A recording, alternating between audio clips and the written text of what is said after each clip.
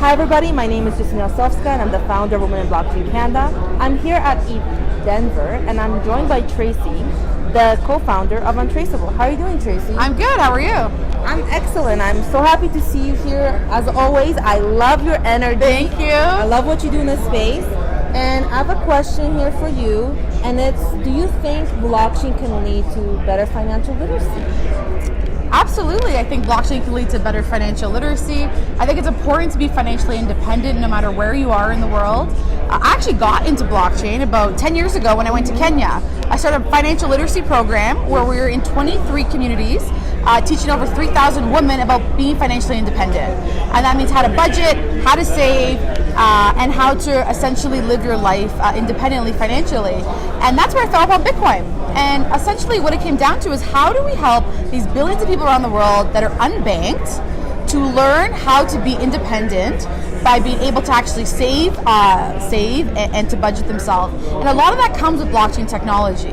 In the current way the banking system works right now, there's a lot of fees, there's a lot of confusion, a lot of youth, a lot of individuals don't actually know basic financial literacy. They don't really know how interest rates work, they don't know how the banking system actually works. The other really interesting aspect of it was homeless people. In order to have a bank account, you have to have a home. So in the traditional financial system, you can't be financially independent if you don't have a home. But with blockchain technology and with cryptocurrency, these are all possible. And I think that's what makes me really excited about the blockchain ecosystem, is that it's enabling people, these billions of people around the world, to be financially independent through the tools that they have now, and now these like amazing projects that are kind of leading the way, helping people to do that. So you're saying that like you actually were going to Kenya anyway to do this kind of work, and then that's how you stumbled onto Bitcoin, and this got you thinking on your own as well. Exactly. About this. Yeah, exactly. And it leads to so much. So it starts with the unbanked, it can start with the youth, it can start with the homeless, but it can go all the way up to capital markets. In a lot of ways, people never had access to investing. It was a hard area to invest in. And now with cryptocurrency and blockchain technology, it really brings it down to the people that are able to now make investments and make decisions for themselves, which allows for another level of independence. And I think blockchain technology has really flipped everything on its head. And it's allowed people to now take control of their life, take control of their spending, and taking control of just really being financially independent. Yeah, I agree with you. So like it's removing a lot of the barriers that were existing. Exactly. Right? And now people can have easy access and micro-investing, microfinancing. Absolutely. Also the fact of transparency. Blockchain is really known to be transparent, so being transparent to know where your fees are going, where your funds are going, how much you have. Although it seems very basic and very obvious to a lot of people, I would say majority of our planet doesn't have the skill set needed to be financial literacy. And blockchain has brought this to the forefront. It's got youth excited about it. It's got people who've never thought that it's possible for them to be an investor to invest. It's got into vulnerable communities. It's got into the female community and the women community. It's quite amazing what blockchain has done in relation to financial literacy, and I think overall our planet is better for it. Yeah, and actually, going back to what you said and the kind of work you were doing, so you said you did something around financial literacy, so what was that?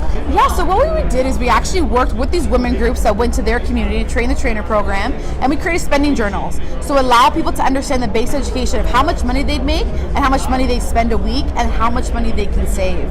What's interesting about the third world is a lot of them actually do receive donations from police around paleoceans around the world, family around the world, family overseas.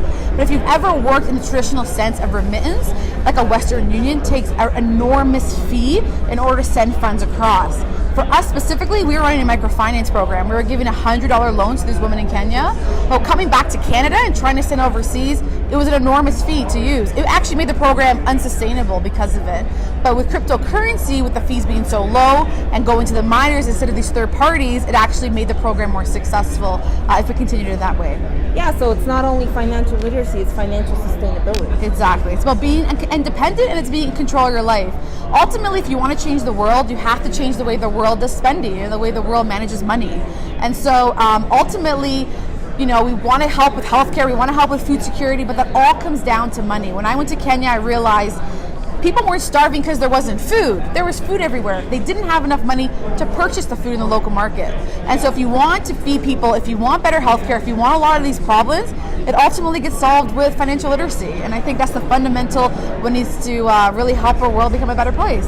So I have a question. So once you were done with going down there and you were training these people how to do this, did that improve their life? Like, what was the result of it? Absolutely. So their microfinance program itself, they actually started businesses. So we taught them how to be innovative, how to actually go to market themselves. And then what they would do is we created a train-the-trainer program. So we had other people that would go and actually train the next group. So what a lot of, we have specific success stories. So we had, one success where they bought a chicken coop with the money that they were able to use. They used the chicken coop, they had the eggs, now they sold it. We did another one with financial literacy where they created a bee farm. So they actually created the honey, then they sold the honey in the local market, but not just that, is the honey actually created the crop production. So it was quite powerful, the program. It was 10 years ago when I was in university, but we did have students go for about 10 trips after that, and it's amazing that the program continues to live on in Kenya. And imagine what that can do once people can send money with fractions of a penny.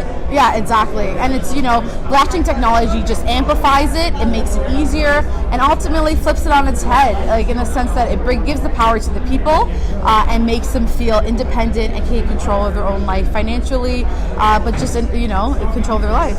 And also, I just want to ask, what do you think about gamification and financial literacy? Oh my God, I love gamification. That's another part that I absolutely love.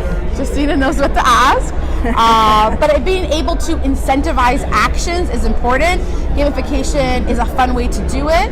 But the fact that you're able to incentivize people, whether it's monetary through cryptocurrency, or whether it's rewards, whether it's NFTs or whatever it is, if we can incentivize people, we can drive actions and we can change lives. I love it. So that's like a change in behavior through gamification. Absolutely. And you've done that because you have a game at your conference every year. Thanks, yeah, we love gamification and we're taking it to another level this year. Yeah? Okay, well, I'm excited. Yeah. So we invite you all to Toronto. Make sure to tune in for ETHDenver now, and then ETH Toronto, which is happening in August. Exactly. Amazing. And alongside Untraceable. So this is Tracy from Untraceable. So make sure you guys come to that conference and let's stay connected. How can they find you? Check out Futures Conference on Twitter or futuresconference.com, or I'm Tracy from Untraceable. Wonderful. Thanks so much, Tracy. Thanks.